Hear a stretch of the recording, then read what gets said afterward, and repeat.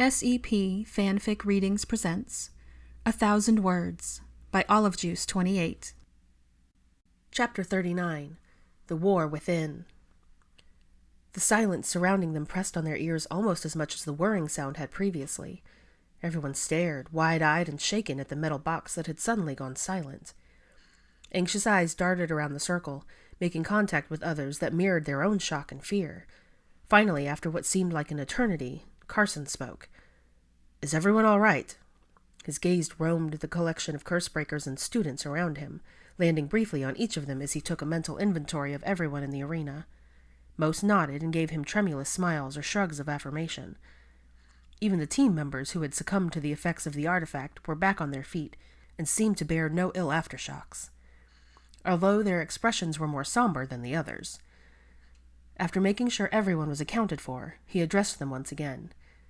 "Before we begin to figure out what just happened here, I want to thank each and every one of you for staying level-headed and on task. That was an extremely dangerous set of circumstances, and I appreciate your calm and focused attempts to handle it." He met the eyes of each of his teammates in turn, and then focused his attention on the 8th years. "As for our guests today, I am beyond certain that this would not have ended anywhere nearly as well as it did, had you not been here to help. Your shield charms protected my team and allowed them to do their jobs without having to split their attentions or worry about potential dangers, and for that I will forever be indebted to you." Again, he stared intently at each of those whom he was addressing, his eyes landing on Draco last. "As for you," he spoke with a fierce kind of admiration, "your observation at the onset was the first indication that anything was wrong, and gave us time to adjust. Your idea to use fiend fire was ingenious, and most likely saved everyone in this room from a disastrous outcome." He made his way over to the tall blonde, who was looking mildly embarrassed by being singled out. Carson stuck out his hand to Draco, who remained stunned for a second before shaking it and nodding his head. "Thank you," said the older wizard with deep sincerity. "You're welcome. I'm just glad everyone's okay." "Me too," Carson breathed a sigh of relief. "If you're ever interested in a career in curse breaking, you come straight to me. I'd put you on my team tomorrow." He clapped a hand on the tall blonde's shoulder and turned back to his team once more, immediately giving them instructions for what needed to happen next. As he did so, the students converged on the hero of the day with cheers of gratitude and pride. Draco's cheeks were pink and he sheepishly grinned at the floor while his housemates clamored around him. He had his neck hugged, his cheeks kissed, his hair ruffled, and his back slapped by everyone more than once, and when they finally finished, he found one hand still held in his, its fingers entwined with his own. He glanced to his side to find Hermione, eyes sparkling and a beaming smile spread across her face. In that moment it hit him. How close they had all come to potentially horrible end, and he was just so very glad that she was safe. It was all he could do not to burst into tears, punch the nearest wall, or snog her senseless, so instead, he settled for smothering her in a tight embrace while he took several deep, calming breaths. Her own arms wrapped around his waist, and he could feel her trembling with residual adrenaline. As he stood there, his chin resting on her head, he saw Bill approaching and gently disentangled himself, though refusing to let go of her hand. "Incredible, Draco!" Bill shook his free hand firmly, an impressed smirk on his face. "Absolutely incredible. That was a risky idea of yours, but I'm glad we tried it. You kept a lot of people safe today." Draco nodded, unsure of how to reply, but Bill seemed to understand. "You should be proud of yourself. I know I am." The redhead clapped him on the shoulder before moving off to address the rest of their house, leaving him with just Hermione once again. "I am too, you know," she said softly. He looked at her quizzically for a second, so she continued. "Proud of you. You came up with a brilliant plan and helped carry it out. You probably saved all our lives today." At that, he scoffed as if she was being dramatic, but she wouldn't have it. "I mean it. We have no idea what's in that trunk, or what kind of curse it contained, or the damage it could have done." She tugged on his hand and squeezed it tighter. "We are all very lucky you were here today, and that you're so quick on your feet." He allowed himself a small teasing grin at that, and pulled her closer to his side. "It was a pretty good idea, I suppose." "A very good idea, I'd say." She dropped his hand but wrapped her arm around his waist, while he draped his across her shoulders. "Guess I am rather brilliant," he smirked, puffing out his chest a bit and reveling in the fact that his heart rate seemed to be back to normal and he could breathe evenly again. "Yes, a regular genius," she giggled and poked him in the side, causing him to twitch and toss a mock glare at her. "All right, you lot. Bill's voice rang out in the cavernous room. "Gather up, please." He waved both arms and gestured for them to come around him. Once everyone had, he continued, "We need to be heading back, so partner up and follow me." They did as he bid, and began following him to the staircase that would take them back to the third-story catwalk. Along the way, they were stopped by multiple members of the curse-breaking team for handshakes and well-wishes. Several of them even hugged various members of their group, with Draco receiving the most attention by far, something he seemed pleased and embarrassed in by equal measure. Eventually, they had crossed the vast arena and were once again met with Carson at the bottom of the stairs. "After you," he swept his hand up, telling them to go first, which they did, and in no time they were all packed into his office once more. As he positioned himself by the large fireplace, he turned to the group. "Thank you all again. It has been a pleasure to have such a polite and interested group of guests with us today, as well as such a ready and willing bunch. My team and I are immensely grateful for your help, and you are always welcome to visit, should you decide to put yourself in mortal danger again." He chuckled wryly, as did all of the students, and Bill let out a snort. "You all joke, but I have to fill McGonagall in on what happened today." His mouth set in a grim line at the thought, and 10 pairs of sympathy-filled eyes turned his way. They all knew the headmistress would not take the report of the day's events lightly.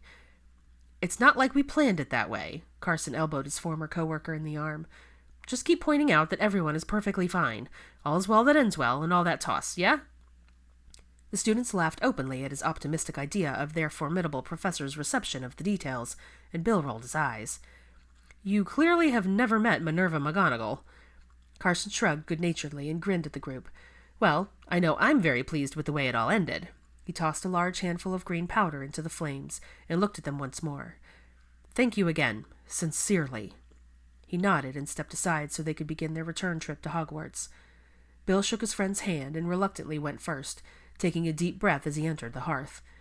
The pairs of students followed in quick succession, with Draco and Hermione going through last. Carson clapped him on the shoulder one more time, and winked at Hermione while saying, "Keep an eye on this one. He's going to do fantastic things." Draco's cheeks were bright pink again as they stepped out of the fireplace into the head's office. They both nodded a greeting to their headmistress, but silently filed out the door with the rest of their housemates. It was clear from the furious, shocked expression on her face and the way she kept opening and closing her mouth without sound that Bill had already begun his recounting of the day, and none of them wanted to be there when she found her voice again. They traveled the corridors quickly and quietly, all eager to get back to the comfort of their rooms so they could relax and discuss the whole adventure amongst themselves. Once inside their familiar space, they all collapsed on the couches and chairs, and Theo simply flopped face down on the floor to stretch out. For a moment, no one spoke amidst the quiet sounds of stretching, yawning, and settling in. They all felt like they had been gone for days instead of just hours. "What time is it?" Hannah wondered. Anthony looked at his watch. 4:33. "Really?" asked Padma. "We never got lunch." Theo's muffled complaint rose from his spot on the floor, causing everyone to laugh. "It'll be time for supper soon," Luna reminded him, and was rewarded with an unintelligible grumble in response. "Do you think we'll ever find out what was in that trunk?" Ding wondered. "Or what the curse was?" "I'm sure we can ask Professor Weasley," Padma suggested. "Yeah, I bet he'll keep up with Carson anyway," Neville remarked thoughtfully before turning his eyes on Draco. "You really were brilliant today." The pale blonde's cheeks were going to be permanently flushed if the stream of compliments and heartfelt thanks didn't stop soon. But he couldn't deny the warmth in his chest as his housemates all agreed with Neville. He allowed himself a small smile and shrugged as he looked at his friends. "I didn't even know if it would work. I just had to try." His voice trailed off as he met Hermione's eyes. They were sitting on the same couch, but angled at each other so they were facing one another. Before he could get lost in her sparkling gaze, however, Hannah spoke up. "How did you even come up with Fiendfire? I'd never heard of it until last year, and I know nothing about it." Her question was innocent, but it caused Draco's insides to clench. He had forgotten that not everyone knew the details of the scene that took place in that very room during the battle, nor did he know that they'd been forced to handle the deadly curse himself during Voldemort's extended stay at the manor. He wanted to be completely honest with his housemates, but he didn't know how they would react. He looked at Hermione again, and she gave a small, encouraging smile and a tiny nod, so he took a deep breath and met Hannah's inquisitive stare. "You know that during the battle, the Room of Requirement was heavily damaged by Fiendfire, right?" Hannah nodded and continued to look at him curiously. "I was there when it happened. I was here." He gestured to the floor in front of him as a wave of shame and guilt crashed over him, but he pressed on. Crab, Goyle, and I were in here trying to find Potter, and Crab conjured it but lost control of it almost immediately. It's what killed him. Draco had shifted so he was sitting with his arms resting on his knees, his hands clasped together as he stared unseeingly at the floor in front of him. Several quiet gasps were heard around the circle, and Theo sat up and was watching his fellow former Slytherin closely. Hermione had also moved so that she was sitting right next to him, her presence giving him courage to continue, yet also reminding him that she had seen him in one of his worst moments. His eyes stung with tears of remorse as he went on, his voice lower than before. I've cast the curse myself before. I was forced to learn how, but I had never used it anywhere besides one of the cells in Manor's dungeons. I had no idea Crabbe even knew the spell, and he definitely didn't know how to control it. It got out of hand the second he cast it. No one was moving. They were all riveted on Draco's recollection, yet not one of them was looking at him with contempt or disgust, which was what he had been expecting. When he chanced to glance at his friends, he found sympathy and acceptance, not anger or loathing. It shocked him and caused a lump to form in his throat that he forced his words around. Potter saved me. We, Goyle and I, had climbed up a pile of discarded furniture to try and get out of the way of the flames. Somehow he found a broomstick and flew back around to pull me out. Weasley was on the other one, with... Here he faltered, remembering how close they had all been to being swallowed by the enchanted blaze, how close the witch by his side now had been to having her life ended by the actions of his so-called friend. He choked and covered his eyes with one hand, unable to continue. Hermione gently wrapped her arm through his and quietly spoke.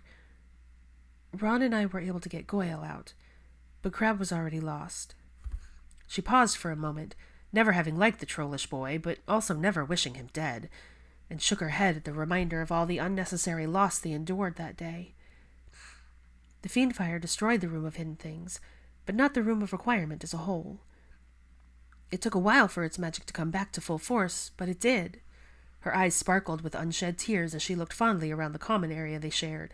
She was so very thankful, and yet her heart hurt for the wizard beside her, who clearly still carried a very heavy burden from that awful day. I had no idea, Daphne admitted quietly. Me either, Anthony agreed. I'm sorry, Draco. Luna addressed him softly, and he raised his head to meet her wide blue stare. I'm sorry you lost your friend, but I'm very thankful you survived, and that you were able to use your knowledge to save all of us today. Hermione was once again grateful for her fairy-like friend's ability to say the perfect thing in the midst of a difficult moment.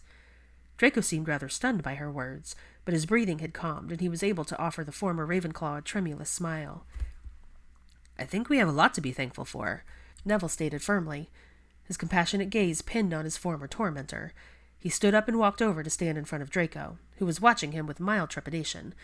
Neville held out his hand, and Draco stood to shake it, immediately finding himself pulled into another of the gangly wizard's rib-crushing hugs. "Hear, hear!" exclaimed Dean, and everyone got to their feet, forming a massive huddle that basically turned into a group hug. "Just want you lot to know I love you all, and this is the only time I am ever going to admit it," hollered Theo, which caused everyone to burst out laughing as they broke apart once more, several of them wiping their eyes and all of them smiling. "So it takes a life-threatening situation to get you to admit you really do care about us, huh, Theo?" Daphne teased her childhood friend. "Well, you know," he sniffled, "drastic times call for drastic measures and all that." "Theo, did you just use a Muggle saying?" Hermione stared at the lanky brunette. "Haven't you learned it yet? I'm just full of delightful surprises."